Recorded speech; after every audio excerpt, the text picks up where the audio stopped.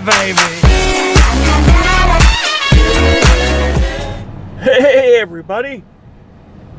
I have 3 words for you today. Road trip! Woohoo! We're taking the 650i Grand Touring.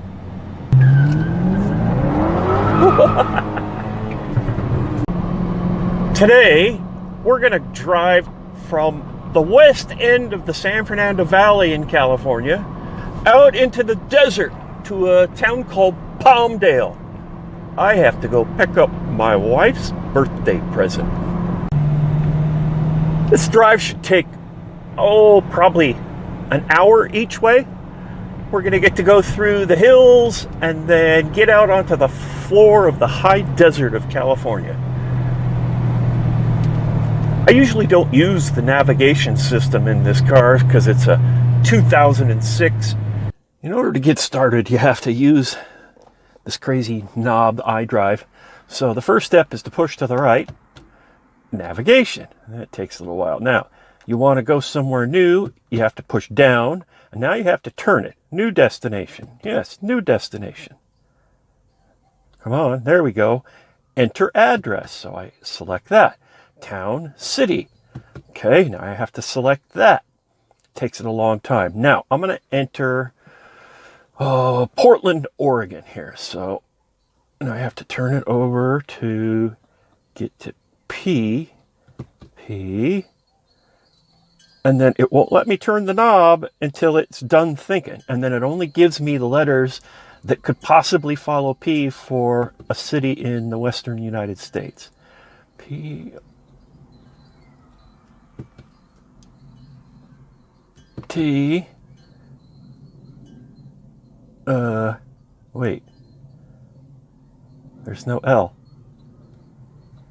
So how do you put in Portland, Oregon? Port Hueneme. Okay, well, there you go. That's why I don't like this stupid thing. It's really painful to put the stuff in, and it doesn't know a lot. I think the CD that you have to put in, or it's a DVD that you stick in there, it only has part of the maps, and it's all stuff from 2006, so it's pretty much useless. It just takes forever to put anything into it.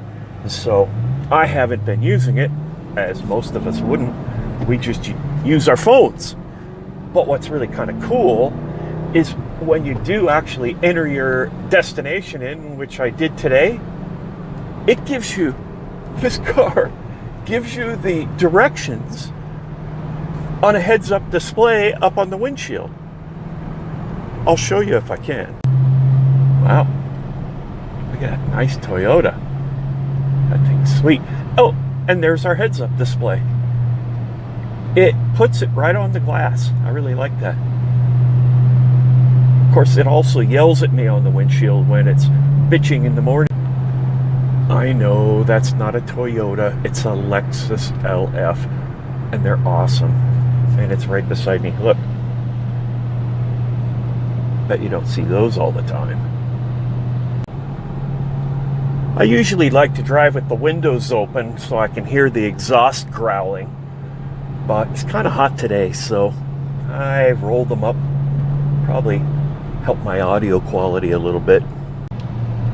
We're going through the hills in the north end, the northwest end of the San Fernando Valley.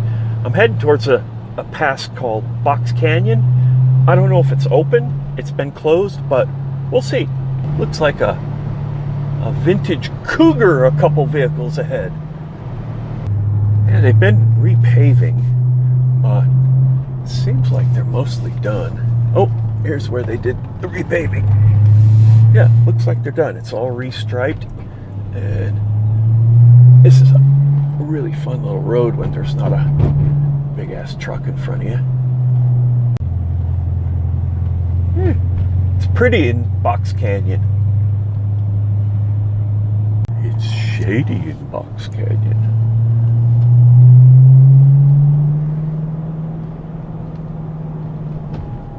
I'm not speeding. You know, I thought about bringing the Z4, maybe putting the top down, but yeah.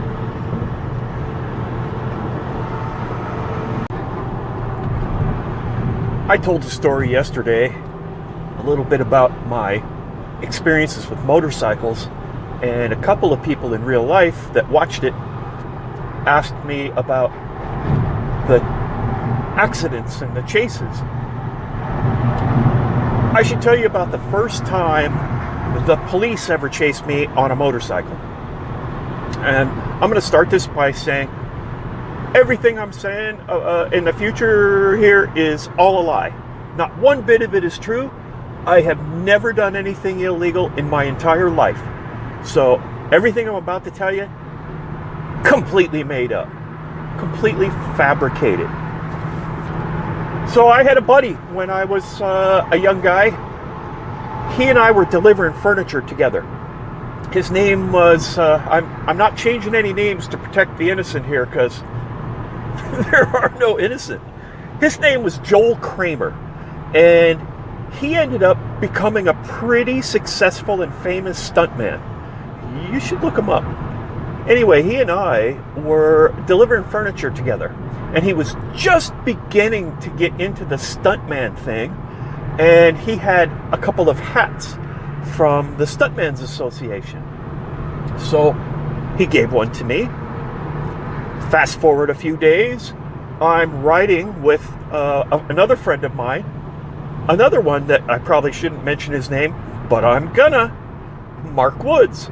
If you're on IMDb looking up Joel Kramer, you should probably look up Mark Woods too. Mark Woods gets on the back of my 1980 Z1R 1000 Kawasaki. It was black, it was gorgeous. I had done some hot rodding to it. I put an exhaust on it, changed the carbs for bigger ones, and retuned everything. It was even faster than it was from the factory. And at the time, from the factory, I think in 1980, the Z1R 1000 was the fastest vehicle you could possibly buy, bar none.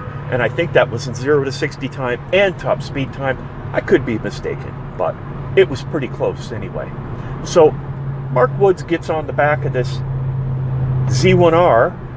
I'm wearing the stuntman hat, and I've got it turned backwards because it'd fly off if it was forwards. No helmets, no leathers, no gloves, no anything.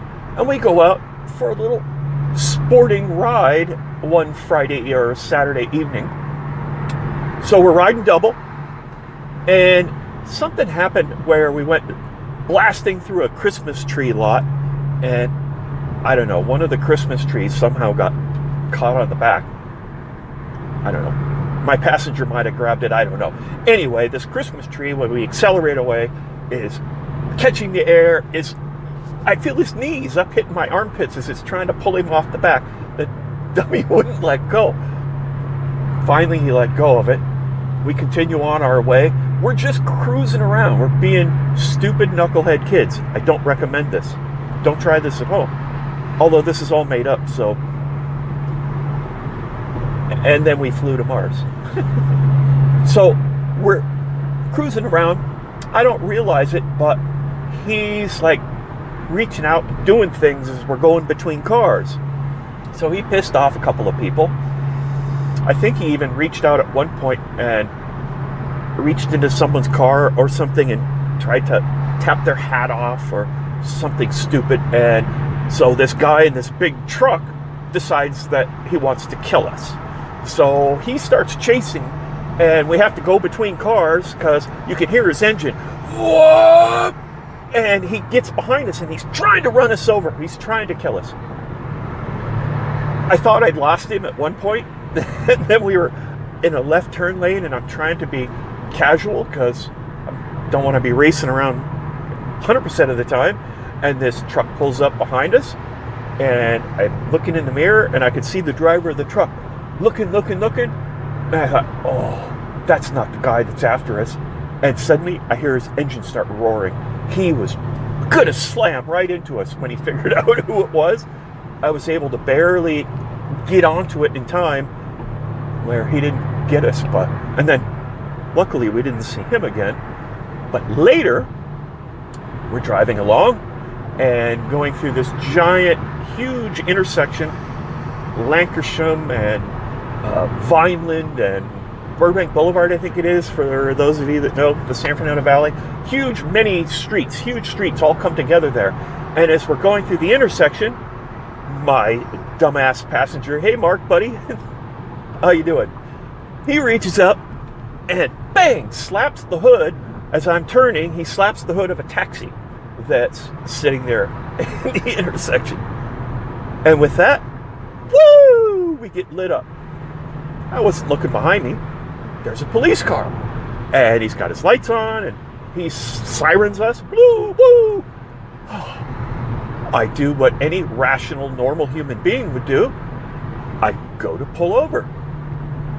The irrational human being behind me immediately starts slapping my ribs and screaming, "Go, go, go, go!" Well, I went. Off we went. Police car hits the siren, and the chase was on. I go ripping down Lancashire Boulevard. When I get to, what was the street? I don't remember the names of all the streets right now, but when I get down to this one next fairly main street, there's water all over the intersection, like somebody's sprinkler is broken or something. I go to make the turn. The police car's right on my ass. I mean, he's right there. I go to make the turn, and I've been dirt biking for a long, long time. So when the rear end, and I got a passenger on this Z1R, the rear end of the bike breaks loose. Boom, starts sliding sideways like crazy. I'm on it because this cop car is right on my ass. So we are riding double with no helmets, totally power sliding like crazy for, I don't want to exaggerate, but it was for a long way sliding. And at one point I let off because we almost ate it. The bike righted itself and I hit it again and it went out again. So there was even a second bang, and the bike recovered. Cop car's right on my ass, sirens going. Off we accelerate like crazy, max out on the thing. I missed the shift. I thought the chain had broken. The chain didn't break, but that allowed the cop car to catch up a little bit. Boom, take off again like mad. The street we're on has a sweeping 90-degree turn, and it's got an island in the center, and this turn happens as it crosses over or underneath the Ventura Freeway. When we hit that turn, I was going probably over 80 miles an hour, and as we entered the turn, I was as far to the right of this two-lane area as I could possibly be. And because of the extra weight of my insane passenger, the suspension compressed more than I was expecting. And all of a sudden, my engine case is dragging on the street. There's no way I could lean in far enough to make the turn at 80 miles an hour with two people on this thing. Scrape, scrape, scrape, scrape, scrape. I'm thinking, we're going to die. We're going to die. Hit the curb on the far side hard enough to make the bike stand boink, straight up, but not quite hard enough to throw us off or make it crash. So I hit the curb, bink, bike comes up. I'm now doing about 75 with my tires right against the curb, but now it's straight again. The street has gone straight. Woo!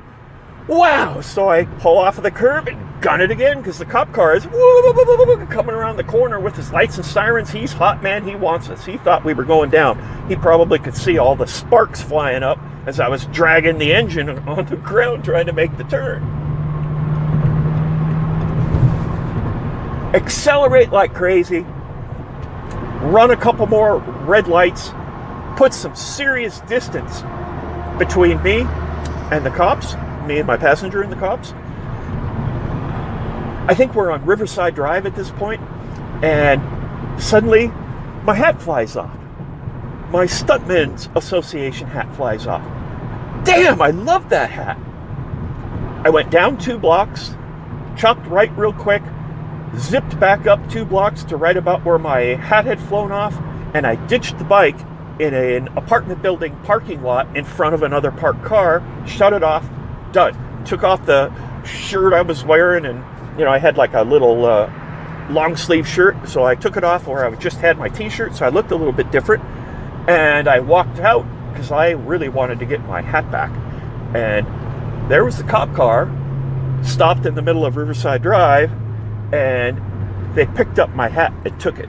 So the cops that were involved in that chase are convinced that whoever they were chasing was a stuntman.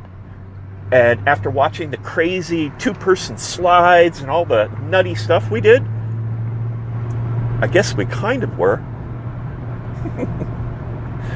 But I never got paid for doing stunts. Okay, that was all a lie. Well, one of the downsides of driving in California, even in the middle of the day, in the middle of the desert, on Highway 5 here, right before the Highway 14 interchange, and it's crazy busy. Hey guys, thanks for watching. I have lots more. I'll have to split this into a couple of videos. There's my stories went on too long, so I'll post the rest of this in another video.